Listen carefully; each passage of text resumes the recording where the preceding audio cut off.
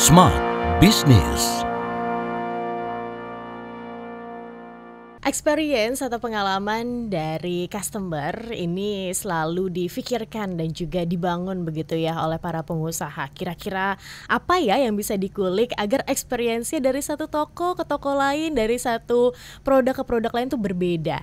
Nah, mungkin di kesempatan kali ini Tasya Rustama akan temani Anda. Kita akan buka insight dan juga informasi tentang gimana sih caranya kita memberikan customer experience yang keren kepada customer kita. Kita belajar dari ahlinya, salah seorang pebisnis co-founder of Dore by Letao dan Pancake Co, Mas Riki Kono Basamele. Halo Mas Riki. Halo. Gimana kabarnya? Baik. Bisnis aman? Bisnis lagi challenging honestly. Oh, ya? Lagi challenging ya? honestly. Okay. Tapi ya selalu inilah ya. Ada masa-masa susah dan masa-masa bagus itu kayak up and down terus lah. Oke, udah gitu. tahu ya realitanya demikian. Realitanya. Tapi ya tantangan bikin kita lebih semangat dan lebih memikirkan. Jadi Oke. it's good. It's good. Yes. Kita tahu bahwa Dore by Letao dan Pancake Co itu punya customer experience yang bagus. Tapi mungkin dari smart listeners ada yang belum tahu begitu ya. Sebenarnya untuk customer experience sendiri di bisnisnya Mas Riki, gimana sih cara mengaplikasikannya? Silakan. Mungkin karena saya di bidang F&B, food and beverage, mayoritas orang mikir kayak customer experience itu cuma dari makanan gitu. Tapi karena mungkin background saya juga bukan dari bisnis makanan, saya selalu mikir bisnis makanan itu bukan cuma makanan doang gitu. Intinya dari pelayanan lah, atau atmosfer dari tempat lah, dari servisnya juga, itu bisa semua jadi produk kita gitu. Jadi secara customer experience selalu kita memikirkan gimana out of the box lah ya, dari cuman memikirkan produk tapi ada something else juga. Mungkin contohnya di cafe kita itu ada gacha untuk mainan gitu. Itu salah satunya idea juga. Pas pandemi waktu itu kita memulai ada mainan kayak Uno lah, games di cafe kita, karena pada saat pandemi kan susah juga mengundang orang kan. Jadi salah satu manajer saya bikin gimana kita taruh gamenya gitu kan. Itu jadi sebuah interesting experience buat customer gitu. Jadi pada saat itu saya juga mikir di mall, karena saya buka cafe kita di mall, belum ada menyediakan kayak mainan-mainan gitu di cafe kita. Jadi itu sebuah customer experience berbeda sama kompetitor atau ya mungkin tetangga-tetangga kita gitu. Karena unik ya begitu smart listeners, dimana mungkin dulu tempat restoran begitu kan, kafe-kafe itu nggak mikir ke sana gitu, Mas Riki. Cuma kayak misalnya yang penting makanannya oke, begitu kan, tampilan dari makanannya bagus begitu. Tapi nggak mikir bahwa ada loh sisi lain yang dinikmati oleh smart listeners. Nah, ketika memutuskan boleh nih, great idea untuk dicoba, itu gimana pengimplementasiannya? Terus responnya gimana dari masyarakat? Responsnya bagus lah ya. Aku sih senang sekali kayak lihat teman-teman ya, customernya enjoy main, kadang-kadang teriak-teriak dan lain-lain. At the end of the day, kita di cafe kita nggak bisa menyediakan makanan yang harga kompetitif sama misalkan kantin gitu. Saya juga kadang-kadang makan di kantin, muter-muter di food court, di restoran. Ya tentunya restoran, cafe itu lebih harga di atas premium lah ya.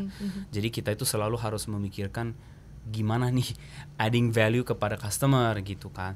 Jadi secara implementasi sebenarnya simple ya, beli taruh aja gitu kan. Tapi masukin ke menu lah, secara lisan dari staffnya juga kasih tahu ke customer untuk guys ada mainan juga lo di sini, bisa main lo gitu. Dan dari communication juga, social media dan lain-lain, kita benar-benar kayak bikinlah program untuk komunikasikan kepada potential customer gitu.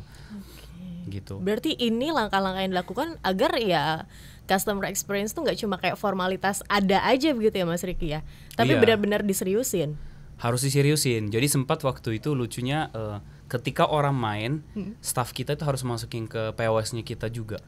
Jadi mengukur berapa orang main game di sebuah cafe atau sebuah outlet, itu kita waktu itu bisa diukur. Jadi misalkan toko ini paling jago nih misalkan. Kalau jago ya mungkin ada insentif atau apa, ya terserah tergantung cara manajemen ya. Tapi itu benar-benar kayak bisa jadi alat ukur buat performance cafe kita. Kalau cuman taruh aja nggak ada insentif itu, orang juga nggak jadi serius kan. Jadi waktu itu salah satu cara manajemen atau cara insentif kita itu benar-benar kita ukur kayak berapa orang main Uno gitu, berapa orang main Rubik's Cube gitu kan, kayak gitu-gituan sih. Oke, dari data yang didapat itu gimana diolahnya? Untuk apa? Untuk sebenarnya kita waktu itu sesimpel-simpelnya kasih target aja. Jadi seminggu harus orang main berapa banyak. Dan itu kita nggak charge ya, gratis. Orang bebas main gitu. Jadi waktu itu bikin program itu, tapi dengan ada mereview angka ini kan ya kayak penjualan lah ya anggapannya. Kan menjadi sesuatu kayak kita fokusin gitu. Kalau nggak ada angka kan kita nggak bisa fokus. Ada nggak ada kita kayak oke aja gitu jadinya. Jadi itu satu saat ini sih saya nggak lihat, tapi waktu awal-awal kita benar-benar masukin kita ukur aja deh setiap kali orang main game itu diukur gitu biar teman-teman jadi serius. Dan ini mungkin benar juga ini salah satu jadi khasnya kafe kita gitu.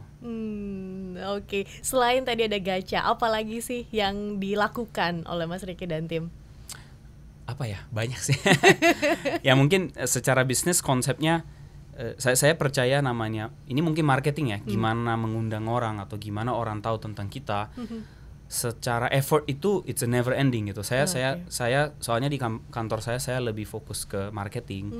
Saya selalu bilang sama anak-anak marketing itu never ending journey gitu. Kayak saya melihat dari brand-brand yang di depan mata kita, yang brand internasional kayak Apple lah, Samsung lah, Sony lah, apalah semua.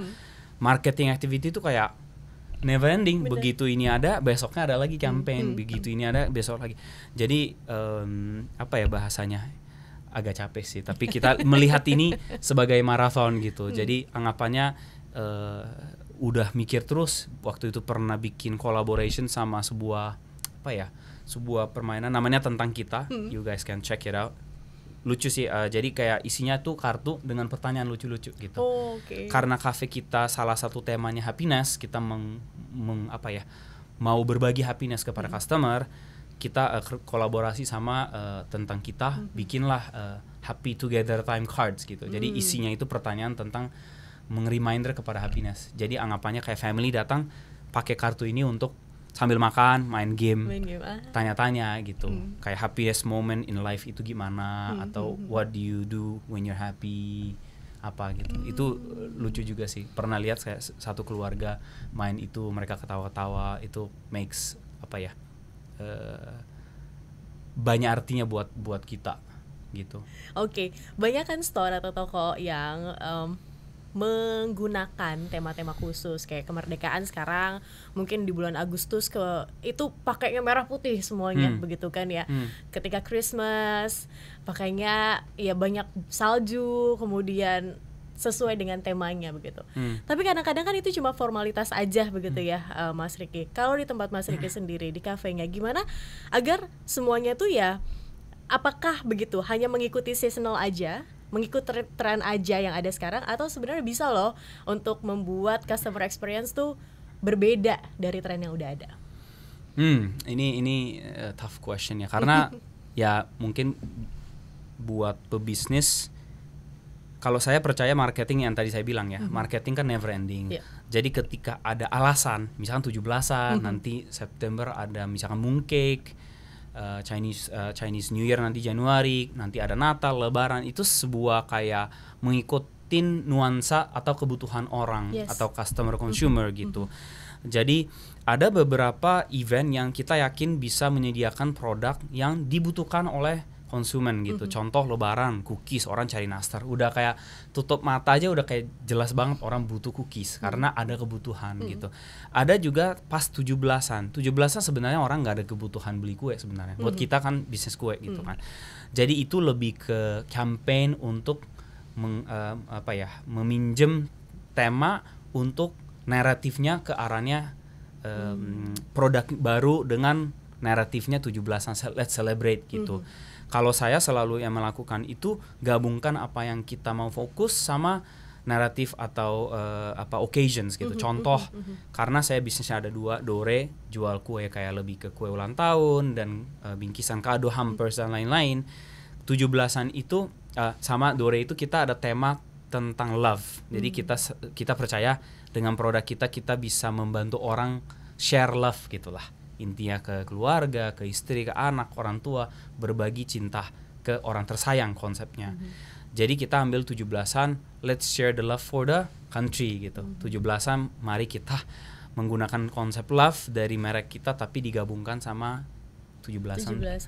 Sebenarnya occasions gitu. Kalau Natal, Lebaran kita lebih nebeng dan benar-benar kita menjual produk yang dibutuhkan sama konsumen. Karena pada saat Natal, Lebaran itu memang ada kebutuhan produk kan. Jadi itu memang tergantung. Cuman saya berasa again back to the marketing, memang harus ada action terus nih. Jadi kita mengundang meminjam tema atau occasions, seasonality ini sangat-sangat gampang temanya. Jadi pokoknya setiap bulan adalah 17-an, mooncake, Halloween, pokoknya tema apa aja yang kita bisa digunakan kita pakai. Tapi tentunya itu tergantung merek lah ya. Kalau saya memang bisnis kue ulang tahun, hampers, jadi udah arahnya ke sana. Seasonality itu our tema gitu. Kalau kafe nggak segampang karena belum tentu orang juga ada kebutuhan gitu. Oke, baik. Untuk itu kan pelanggan yang dine in gitu kan ya, baru ngerasain tuh vibesnya gimana, main kartu, kemudian ada gacha juga di situ kan, mewarnai juga ya. Ini buat ibu-ibu yang punya toddler nggak usah bingung lagi bawa busy book, ada drawing paper, iya ada drawingnya kan, jadi lebih gampang lagi. Nah kalau untuk pelanggan take away, Mas Rika sendiri gimana untuk agar tuh semua customer experience sama gitu ya dengan yang ada di dine in dan juga take away?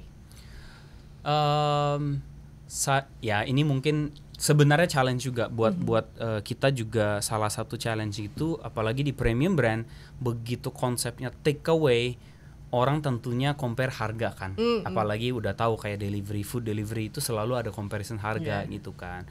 Jadi saya selama ini gak terlalu fokus kepada takeaway karena saya berasa setiap kali masuk ke dunia takeaway atau di food delivery itu kita selalu banting harga jadinya.